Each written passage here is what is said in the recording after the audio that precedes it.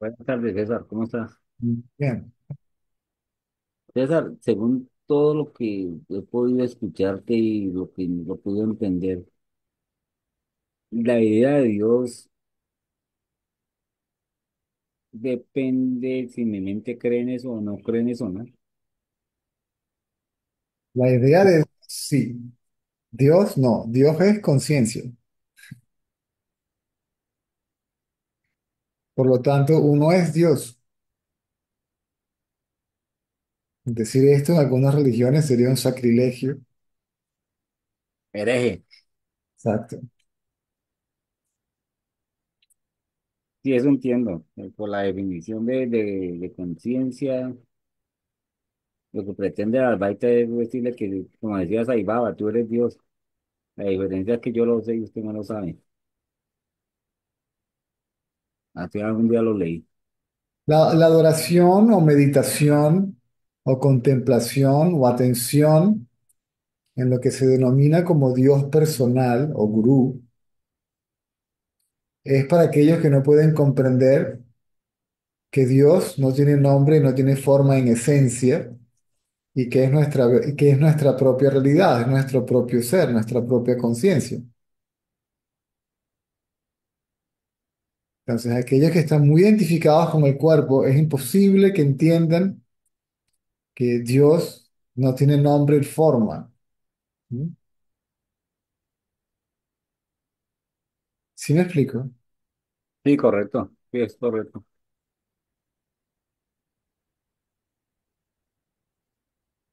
De las religiones que de entrada no proponen la existencia de un Dios personal con nombre y forma, es el Islam.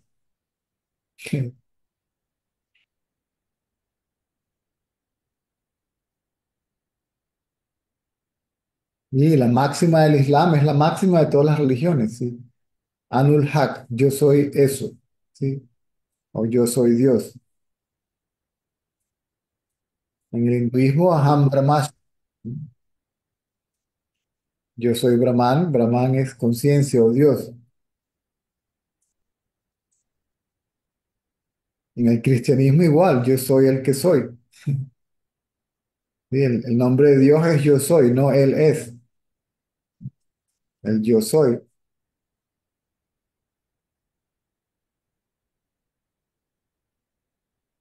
Ahora, la interpretación que hayan hecho los que se autodenominan custodios de la verdad, y eso es otra cosa. No, no voy a entrar en detalles, pero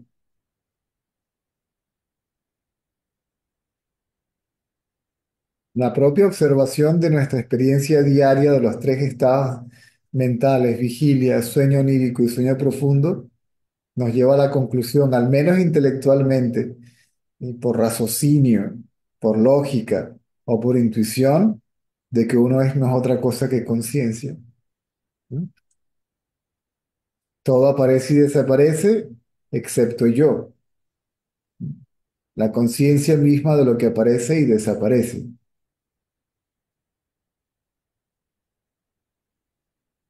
¿Quién es consciente de la vigilia? Yo.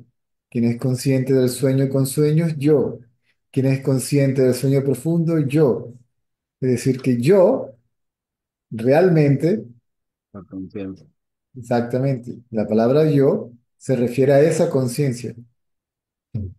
Es la mente la que hace creer que nuestra realidad está limitada a un nombre y una forma en particular. Estamos sujetos a nacimiento, muerte, reencarnación, destino, karma, libre albedrío, etcétera, etcétera, etcétera. Realmente esta idea es muy revolucionaria. Bueno, para algunos es una idea, para otros es un hecho, por eso se dice que es la verdad, pero no la verdad como lo opuesto a lo falso, sino que es un hecho como tal, es una realidad. César, y entiendo que el Advaita plantea, pero hay dos formas de llegar a a esa conciencia que es la devoción también es otra forma, ¿no? La devoción y la indagación son básicamente lo mismo. ¿Y en qué difieren? no difieren, son básicamente Sí. lo mismo, por eso por ende no difieren. La diferencia es dependiendo del temperamento del buscador. Hay buscadores que son muy emocionales y no pueden usar la razón como instrumento para el autoconocimiento. Entonces se rinden, aceptan que lo que sucede se le atribuye a una inteligencia superior, un poder supremo, como lo quieras llamar, y asumen que ese poder es responsable de todo. Por lo tanto, yo no hago nada. ¿Mm? O sea, yo me rindo ante eso. Como creo que ser el ego, yo me rindo ante eso. Cuando yo como individuo, que creo ser, me rindo ante eso, yo como individuo desaparezco y me doy cuenta de que soy eso. ¿No? A lo que se rinde es ese sentido de individualidad. ¿No? Es Oye, una forma de llegar a la misma conclusión. lleva a la misma conclusión, correcto. Si todo lo que sucede es responsabilidad de un poder supremo, entonces ¿de qué habría yo de preocuparme y cómo podría considerar mis acciones como mías? Eso hace que la mente del buscador se quede quieto. O sea, yo no tengo problemas, son sus problemas. Es más, yo soy su problema. ¿Mm? Si él me trajo para acá, que él se encargue. Entonces esa mente se va aquietando. ¿Mm? Esa mente se va olvidando del objeto de la preocupación, ¿mm? Del objeto del deseo. Y cuando se queda quieta, ¡plup!, se sumerge en su fuente. Y de nuevo, la fuente donde se sumerge se revela como yo. Uno se da cuenta de que esa conciencia que queda develada cuando la mente se sumerge en su fuente, pierde su sentido de individualidad, no es otra cosa que lo que uno es.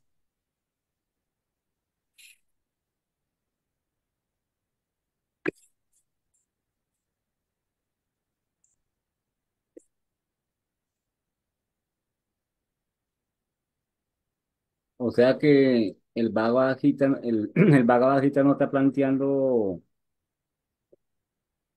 otra cosa que la misma devoción. En el Bhagavad Gita, hay una parte que el Bhagavad Gita es Krishna dándole el conocimiento supremo a Arjuna.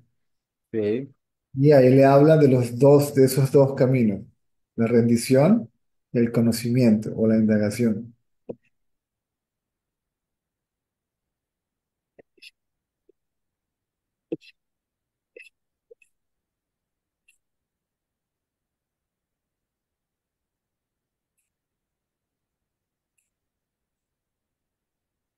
¿Cuál dirías tú que es el texto más limpio, más purificado al conocimiento que nos ha llegado a nuestro tiempo? ¿La Biblia o lo pronto los libros, los Vedas?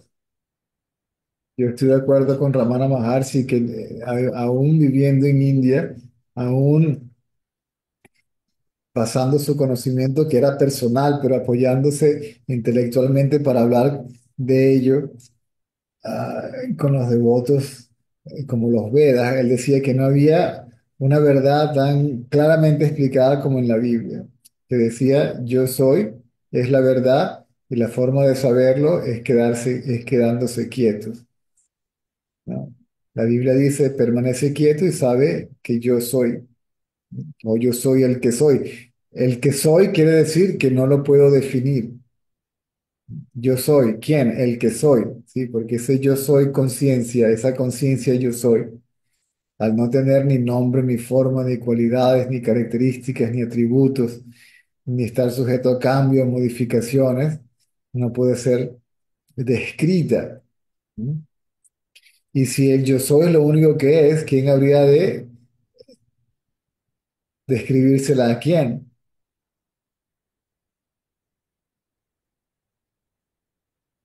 Cuando, Ya. cuando uno se queda sin pensar y lo olvida todo, incluyendo el sentido de individualidad, lo único que se sabe es que se es, lo único que se sabe es yo soy. Y ese conocimiento yo soy no es un pensamiento.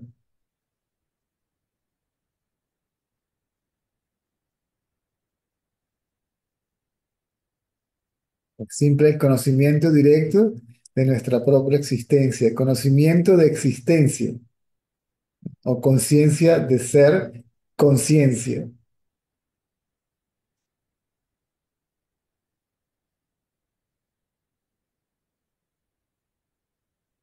donde existencia, existir, ser y conciencia son lo mismo o significan lo mismo.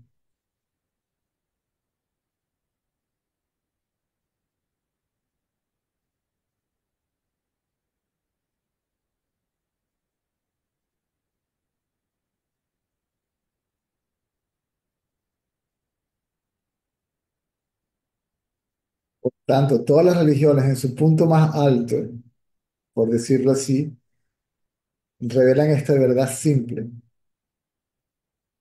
Todo lo demás es diseñado para aquellos que no pueden entender esta verdad simple. Muchos de esos textos están mezclados. Entonces pareciera que no hay un orden que yo diga, bueno, ¿cuál es lo más elevado? ¿Qué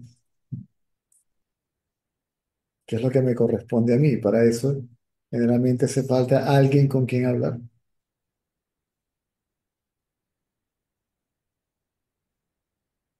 ¿Qué quiere decir eso? ¿Alguien con quien hablar? ¿Qué quiere decir? Alguien que sepa por conocimiento directo ese conocimiento, que tenga ese conocimiento por sí mismo. O sea, el que sepa de lo que está hablando, que no sea una teoría para él o una creencia o un mero concepto, sino un hecho, a lo que la gente llama sabios, santos, videntes, gurúes, maestros, etcétera, etcétera, etcétera.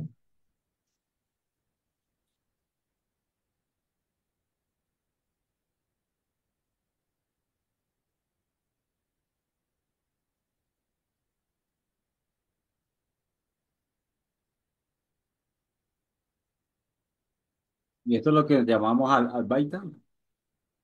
Advaita simplemente quiere decir no dos o no dualidad.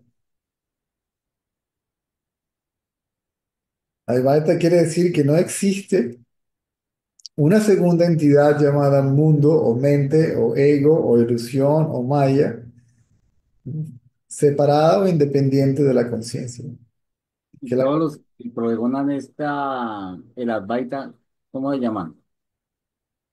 perdón, ¿Cómo llamaríamos o cómo se llamarían a todos los que pregonan el Advaita, la no dualidad? si utilizas el término sánscrito, en India los llamarían los Advaitins. Y en un lenguaje que puedan entender todos los no dualistas, los que no consideran la existencia de la dualidad, de que haya dos, una conciencia y una manifestación,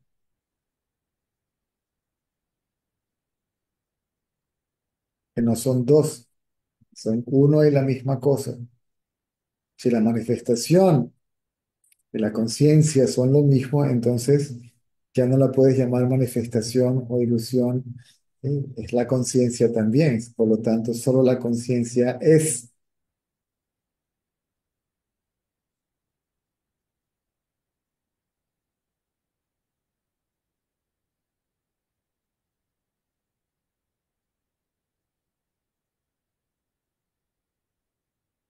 Por lo que usted dice, entonces, yo podría ser un practicante católico y entrar en no dualidad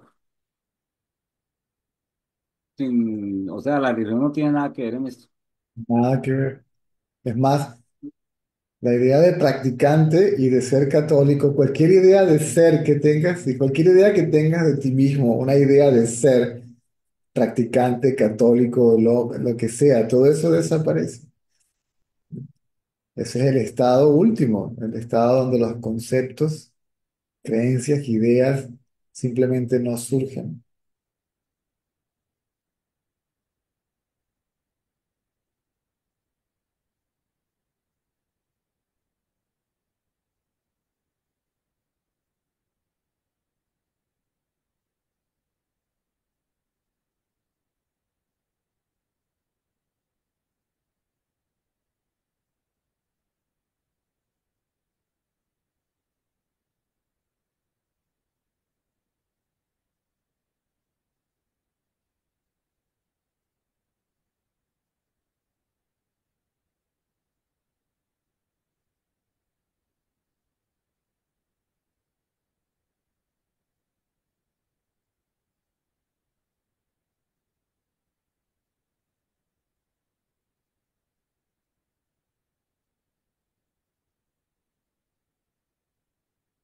Muchas gracias, César, muy amable.